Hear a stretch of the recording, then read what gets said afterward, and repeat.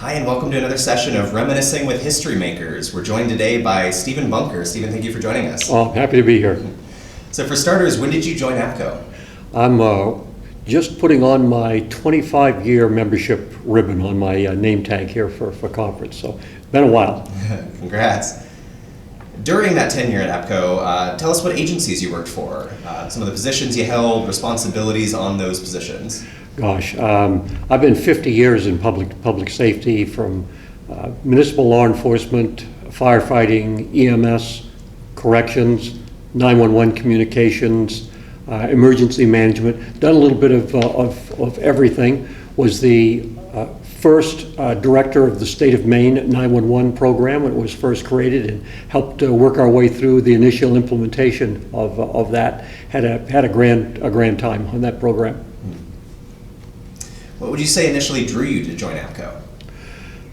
Gosh, my first major exposure was when APCO International was hosted in Boston, which is part of the Atlantic chapter that I'm in. And that was my first opportunity to see all of the gala events, all of the work sessions, the exhibitions of latest technology and events, and really the networking that I got. And I was so much impressed with that I wanted to stay with it, and have been involved in a variety of different ways ever since.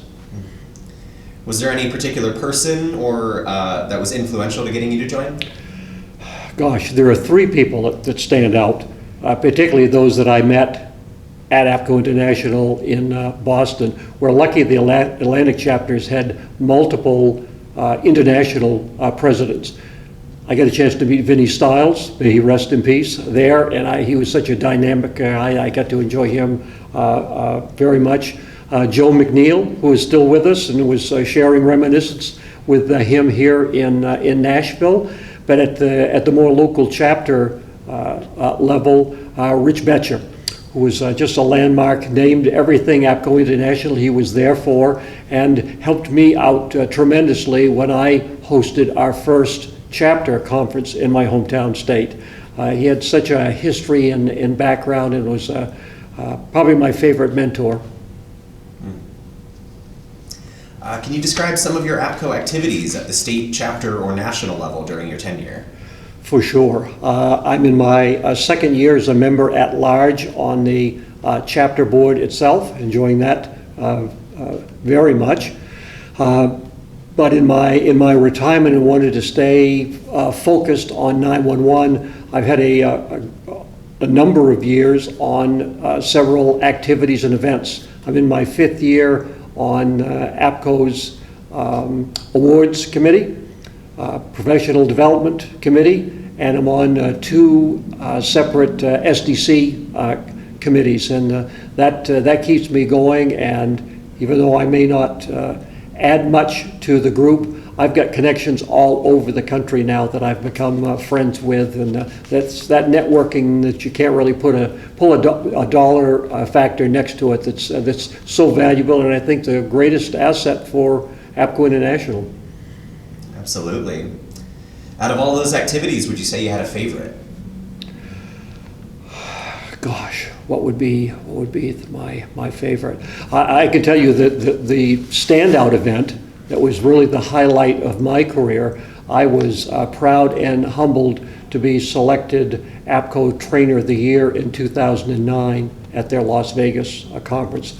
All my family was there, people from my agency, and to have that level of recognition amongst all of the people that were there, your peers in front of the audience and whatnot, it still causes me to hold my breath when I think about that. And that was part of the reason that I later joined the awards committee, to be a part of the review of that process and help in the selection for future leaders.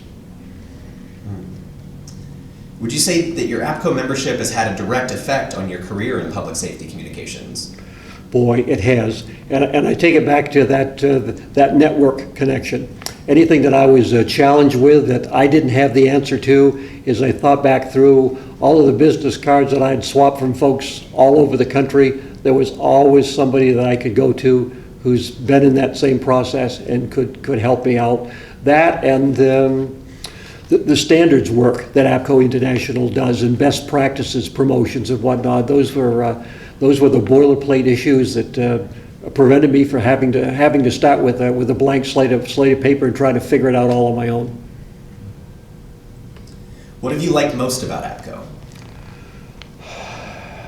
Gosh, it's one-stop shopping for everything that's a best practice, if you will. Everything that's in emerging technology is there, and every organization, large and small, every corporation who's there with products and services, they're all at your fingertips, and I've never had anybody turn me away when I've reached out to them for an issue or a solution. So it's the networking stuff that pays dividends.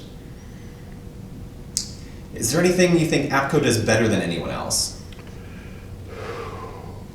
I think they're a standout on the national legislative agenda and FCC rules and regulations. One of the most interesting workshops that I was in here in Nashville itself was an update from corporate counsel on all of the many issues dealing with rules, regulations, congressional bills that are in front of us, and being able to understand that and know what they're about, so I can bring that back to my home state's congressional delegation and ask for their support. So APCO's number one in that field.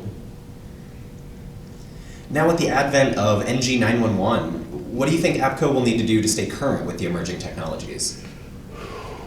Staying current is the challenge, for sure. I'm sure with the committee work that's done and our many corporate partners that are hand in hand with us as members also, the technology challenge is going to be interesting.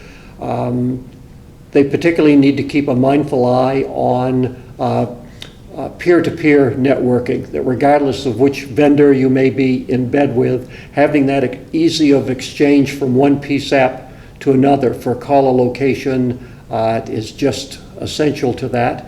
And the related part of that also is being mindful of the impact upon the individual dispatchers, as we're having more and more data and information, including video, that we've not seen before, and how that's impacting us as call takers and workers.